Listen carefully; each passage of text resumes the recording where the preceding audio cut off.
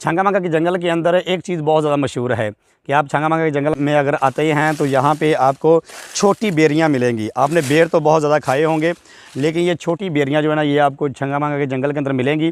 इनका ये फ़ायदा है कि इनके ऊपर छोटे छोटे से बेर लगे होते हैं।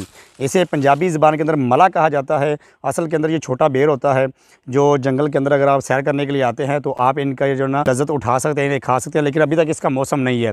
आने करीब जब इसका मौसम आएगा तो हम साथ खाएँगे भी और आपको इंशाल्लाह दिखाएँगे भी। इसलिए हमारे चैनल को सब्सक्राइब करें। हम जंगल के अंदर से वीडियो बनाते हैं। ये छंगामंगा का जंगल है जो पाकिस्तान का सबसे बड़ा जंगल है, जो हाथ से लगाया गया जंगल है। इसकी इंशाल्लाह हम मज़ीद भी वीडियो बनाएँगे।